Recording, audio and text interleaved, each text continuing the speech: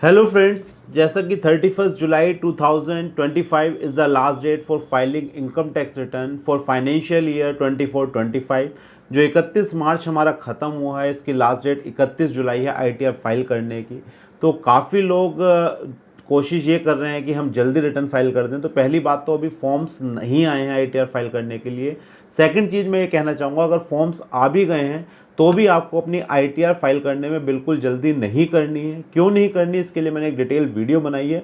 तो बिना देरी करे दोस्तों स्टार्ट करते हैं आज की video. Let's start.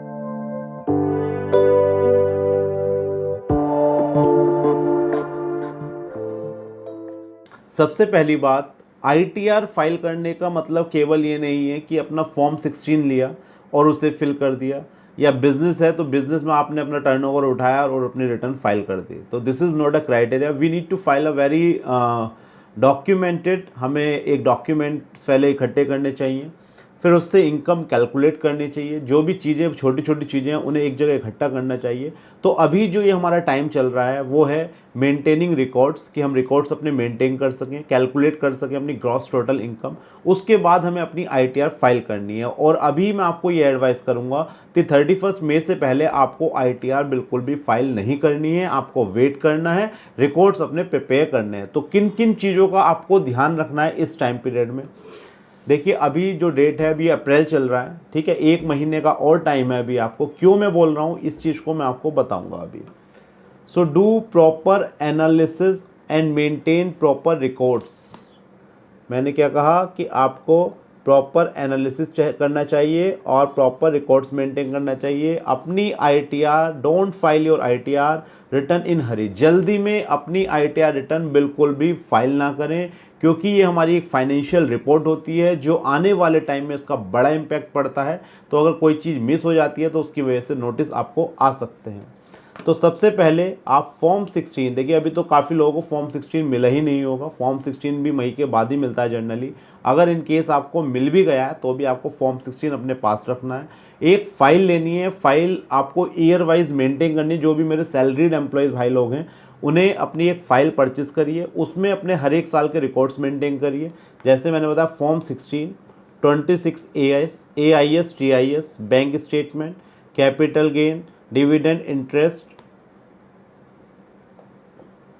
Any rental income और एनी अदर इनकम। तो ये मैं वन बाई वन आपको सब चीज़ें बताऊंगा डिटेल में। सबसे पहले मैं आपको लेकर चलता हूँ डायरेक्ट पोर्टल पर।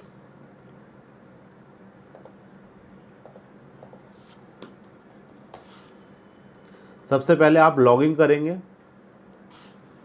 ये हमने लॉगिन कर लिया है। देखिए, फॉर्म 16 तो आपकी आई थिंक समझ में आ गया होगा। फॉर्म 16 कौन देगा आपको? एम्प्लॉयर। ठीक। अब बचता है 26 AS AIS TIS। ये कहाँ से मिलेगा?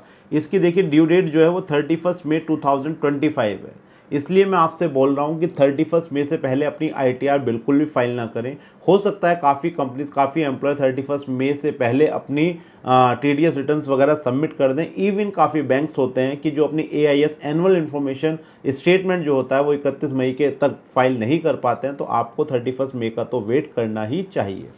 अब ये चीज़ें आपको कहाँ से मिलेगी? ई फाइल पर जाना है, income tax return, view form 26 AS, confirm करेंगे इसे।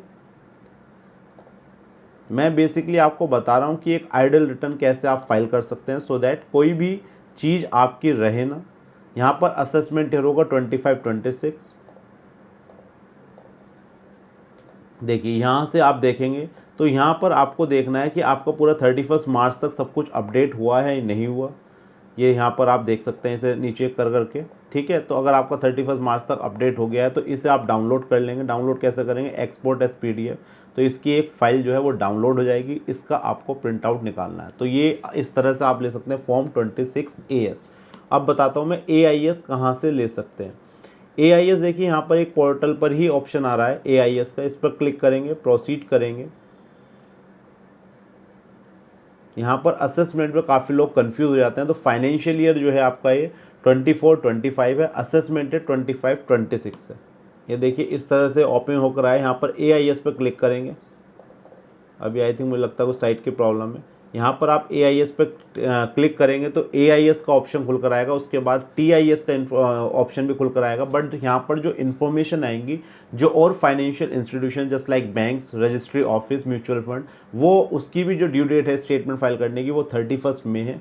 तो ये हो सकता है कि वो आपका अभी अपडेट ना हुआ, तो 31 मई के बाद अगर आप देखेंगे तो यहाँ पर सारी इन्फॉर्मेशन आएंगी और आपको AIS TIS को भी डाउनलोड करना है और अपनी फाइल में लगाना है। तो ये दोनों मैंने आपको डॉक्यूमेंट्स बता दिए हैं। फॉर्म 16 आपके एम्प्लॉयर ने दे दिया है, 26AS AIS TIS ये आपने पोर्टल से निकाल लिया है। इसका प्रिंट आउट जरूर निकालना है, क्योंकि 26AS क्या है, ये डायनेमिक फॉर्म है, ये चेंज होता रहता है। तो काफ़ी बार ऐसा होता है कि आपकी कोई एंट्री आ रही है और आपने अपनी रिटर्न फाइल कर दी और एम्प्लॉयर ने कुछ अमेंडमेंट करा तो उसका अमाउंट चेंज हो गया और बाद में आपके पास नोटिस आ गया। तो अगर आपके पास 26AS फॉर्म पहले से अवेलेबल है तो आप उसे शो कर सकते हैं असेसिंग ऑफिसर को कि देखिए हमने इसके बिहाफ पर रिटर्न फाइल करी थी। तो just like in the same case AIS TIS भी क्या है, डायनेमिक, वो चेंज होते रहते हैं जैसे जैसे ऑर्गेनाइजेशन अपनी रिपोर्ट्स में चेंज करते हैं। तो आपको इनका प्रिंट आउट लेना कंपलसरी है। तो हमारे पास देखिए फॉर्म 16 हो गया, 26AS हो गया, AIS TIS हो गया। आपको बैंक स्टेटमेंट मैंने पहले ही बताया था कि 1 अप्रैल 2024 से 31/3/2025 तक आपको प्रिंट आउट निकालना है। और इसकी एक separate video analysis of bank statement उन्होंने सेपरेटली दे दी, उसका लिंक भी मैं डिस्क्रिप्शन में दे दूंगा, वहाँ से आप देख सकते हैं कि बैंक स्टेटमेंट से हम कौन सी इन्फॉर्मेशन निकाल सकते हैं। इसके आगे आता है कैपिटल गेन रिपोर्ट। देखिए आजकल सब लोग म्यूचुअल फंड्स शेयर्स में डील कर रहे हैं, तो अपने ब्रोकर में रिपोर्ट्स सेक्शन में जाके टैक्स P&L के नाम से आता है, कैपिटल गेन रिपोर्ट के नाम से आता है, तो वो आप यहाँ पर निकाल कर लगा लेंगे उसे भी अपनी फाइल में। इसके बाद डिविडेंड आपको मिल जाएगा अपने बैंक स्टेटमेंट से। इंटरेस्ट ऑन FDR ये आपका FD से मिल जाएगा। सेविंग अकाउंट का बैंक स्टेटमेंट से मिल जाएगा। अगर कोई आपकी रेंटल इनकम आ रही है तो वो आप देख लीजिए।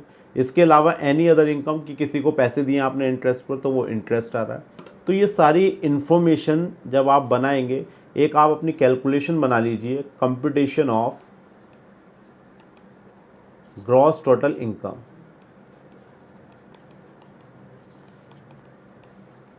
तो जब आप ये बनाएंगे और ये सारे पेपर इकट्ठे कर लेंगे तो आपकी 1 साल की पूरी फाइल रेडी हो जाएगी।